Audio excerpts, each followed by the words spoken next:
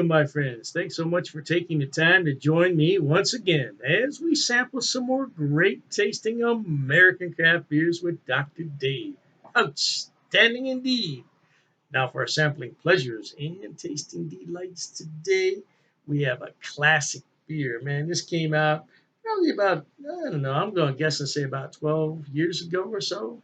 And it's just aged with time. From the Stone Brewing Company, located in Escondido, California, this is the Ruin 10. Ooh, baby, the Ruin 10. It's described as a triple IPA. It's not for lightweights. It checks in at 10.8% alcohol by volume. You don't knock your socks off if you're not careful. Be at home when you drink this, or have your significant other give you a ride home. No doubt. Yeah, this is 62 days old, which is not old at all for a triple IPA. You can let this thing sit for a while. As long as it is either refrigerated or in a cool, dry place away from light. Yeah, even though this is in a can, light is going to heat it up, and you don't want beer to get heated up. Absolutely not. Let's go ahead and pour this sucker in here. This has got a beautiful copper color. I remember that. Let's go ahead and pour that sucker in there. Woo! See, when you get smart with the beer, that's what happens. It's all good. It's all good. It's all good. Let's bring it over here. I think we can steady the glass. Beautiful copper color. Beautiful. Now I did get a little smart aleck with the pouring. That's why we have so much foam in there. But man, I don't like a flat beer. If I'm in a bar somewhere and I can appreciate that the server is trying to put the beer right up to the top so the customer thinks he or she is getting a good pour. I can appreciate that, but I don't want to see that. I want to see at least 1 inch of foam on there. I don't care, man. The more foam, the better. Now, that's a little bit overkill on the foam. If I went into a bar and saw that much foam, I wouldn't send it back, but I think, ooh, wait, what's going on there? Yeah, because all the foam is eventually going to do what? Become beer that you drink. But at any rate, isn't that lovely sight to behold? See what kind of aroma we can pick up.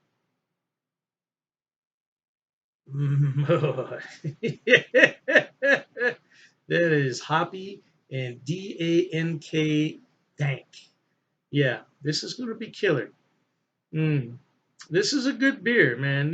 But did I say good? I should have said great. I should have said fantastic. I should have said fabulous, because good and great don't do justice to this beer. Hey, let's go ahead and thank the brewers out there in California for all the hard work they do bringing this beer to market so guys like me can enjoy it. I want to say cheers to the brewers, and I want to say cheers to you at home. No doubt.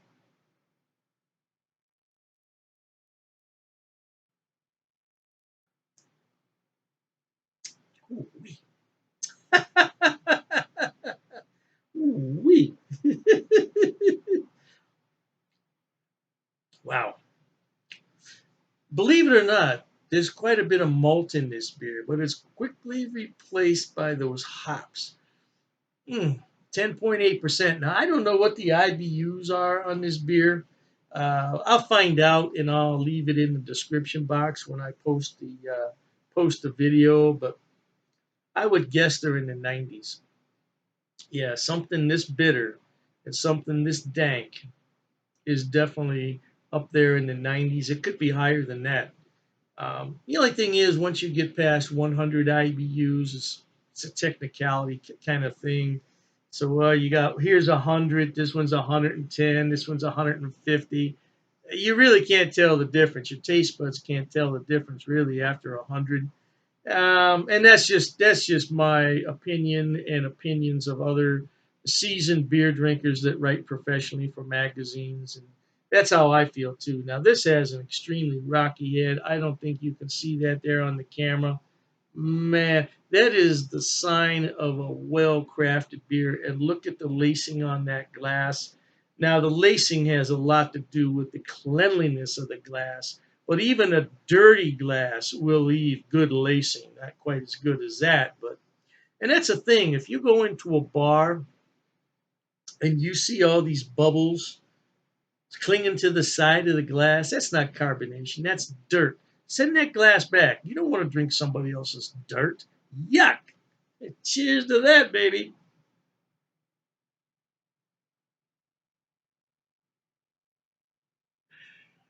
Wow. That's all I can say on this beer is wow. Full bodied, full mouthfeel. Boy, oh boy, man, I'm telling you, this got carbonation to last for days, but it's not overly carbonated. And I love that color. Isn't that beautiful? Now, I'm seeing more of a copper color here than you're seeing on the screen because I still have the daylight coming through here. That is beautiful. If you go to a bar, though, this is served in snifters. Most bars serve a 10-ounce snifter. Some serve 9, some serve 8, but the price is still up there. If you're getting an 8-ounce pour, this will probably be about 750 in a bar. It's worth it. It's worth it because you're going to sit there and sip on this, and you're not going to want to drink it right out of the tap anyway because it's about 40 degrees. This beer is not good at 40 degrees. This beer needs to sit out on the counter for a while, about 10, 15 minutes. Let it warm up to 45, 50 degrees. Now you're going to get some flavors and aroma. Yeah, you don't want to drink this ice cold like you drink a Pilsner or a lager. You want this to warm up. Mm. Man, that is great. That is great. Hey, one more time. This is the Stone Brewing Company out of Escondido, California. Ruin 10 Triple IPA. Try it. You'll like it. With that, let me run out of here because life is short. We got to be happy, right? And to that end, until we meet next time, here's wishing all of you the very best of goodbyes. And as always, cheers.